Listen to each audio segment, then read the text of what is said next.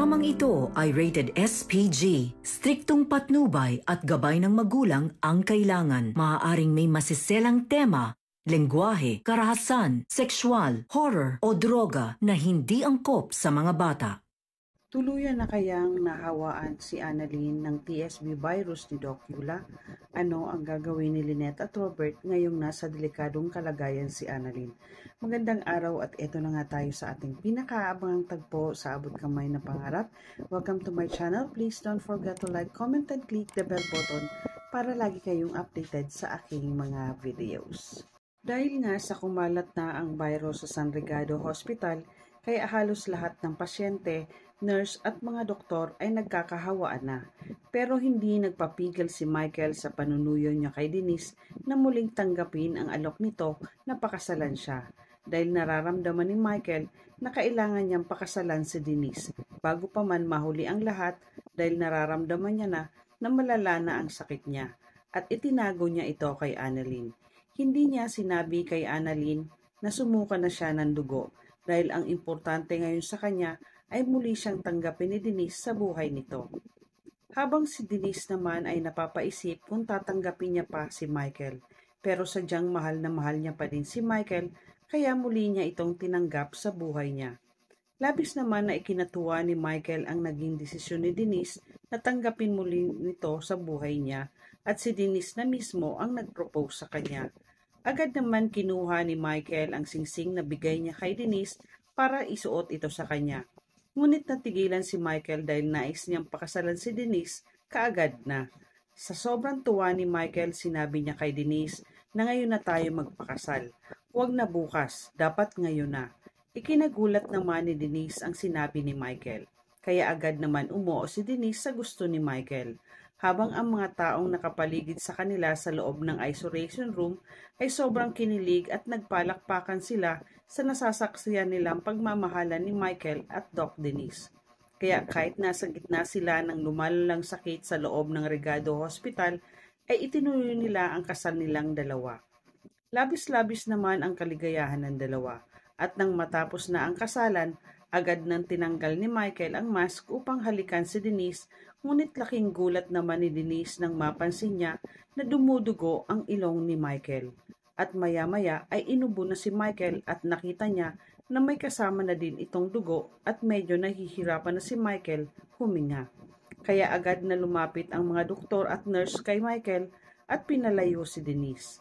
Bago tuluyan dalhin si Michael sa isolation room, nasabi niya pa kay Denise na mahal niya ito at walang nagawa si Denise kundi ang mag-alala at umiyak. Agad nilang nilapatan ng luna si Michael, ngunit huli na ang lahat at tuluyan na itong binawian ng buhay. Napaiyak naman si Annalyn na makita niyang wala na ang tito Michael niya at nalaman na din ito ni Denise na halos hindi niya matanggap ang pagkawala ni Michael kung kailan kasal na sila. Samantala sa Apex Hospital, nabalitaan din nila Chang Susan at Josa na wala na si Michael dahil tumawag si Annalyn sa kanila para sabihin ang malungkot na balita. Kaya hindi naman mapigilan ni Chang Susan at Josa ang mapaluha nang nabalitaan nila ang nangyari kay Michael habang nagbabantay sila kay Lynette. Bigla naman nagising si Lynette at nakita niya na umiiyak si Chang Susan at Josa kaya bigla itong nag-alala. Naitanong ni Lynette sa dalawa kung bakit sila umiiyak at kung ano ang nangyayari. May nangyari ba kay Annalyn? Agad naman nagpunas ng luha si Josa at sinabi niya kay Lynette na may hindi magandang balita. Wala na si Michael, Lynette. Hindi naman makapaniwala si Lynette sa narinig niya kay Josa. Bakit nawala si Michael? Anong nangyari sa kanya? Nagsabi naman si Chang Susan na nahawaan siya ng TSB virus. Hindi naman maintindihan ito ni Lynette dahil wala itong alam kung ano ang nangyayaring outbreak virus sa hospital kung nasaan si Annalyn.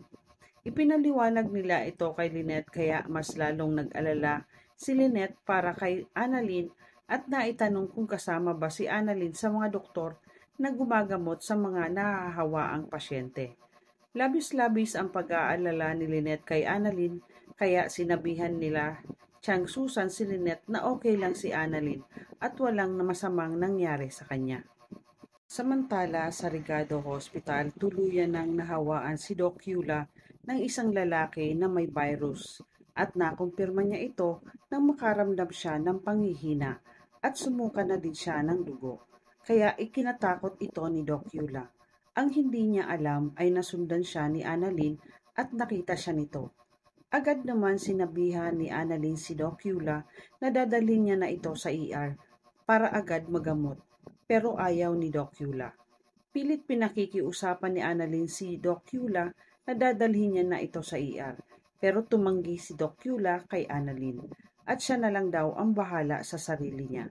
Nanghihina na si Doc Yula habang si Annalyn naman ay naaawa siya para sa kaibigan niya at ayaw siya nitong palapitin sa kanya dahil ayaw niya na mahawaan pa niya si Annalyn kaya pilit niya itong pinapaalis.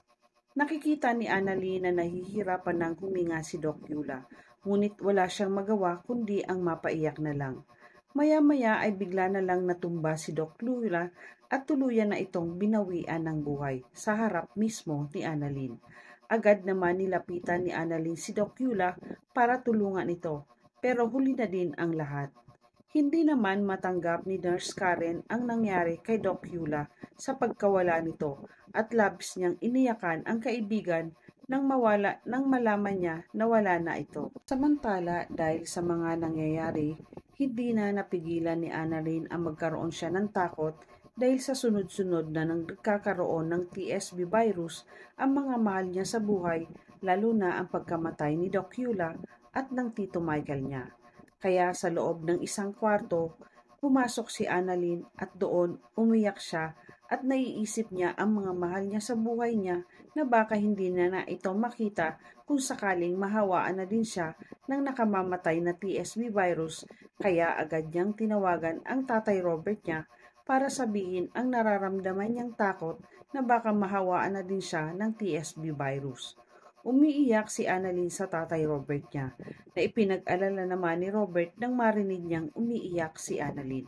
Sinabi ni Annalyn sa Tatay Robert niya na wala na si Doc Yula, dahilan para magkaroon ng takot si Annalyn dahil sa tingin niya ay nahawaan siya ni Doc Yula nung siya ang tumulong at nag-assist nung nagkaroon ito ng TSB virus.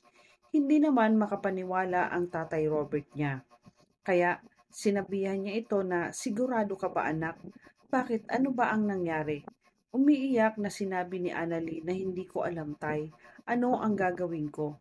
Natatakot na po ako sa mangyayari dito. Labis naman ang pag-aalala ni Robert kay Annalyn. Nauunawaan niya ang pinagdadaanan ng anak niya. Kaya sinabihan naman ni Robert si Annalyn na huwag kang matakot anak. Andito lang kami ng nanay mo, mag-aantay sa paglabas mo. Huwag kang panghinaan ng loob. Lakasan mo lang ang loob mo, anak. Basta lagi mong tatandaan, mahal na mahal ka namin ng nanay mo. At saka nagpaalam na si Annalyn sa Tatay Robert niya. Ano ang gagawin ni Annalyn kung sakaling nahawaan siya ni Doc Yula? Ano ang mangyayari sa kanila sa loob ng San Rigado Hospital? Makikita pa kaya nila ang mga mahal nila sa buhay? Yan ang ating pakaabangan dito lang sa Abot Kamay na Pangarap. Huwag bibitiw at huwag kalimutan mag-subscribe. Maraming salamat po and God bless.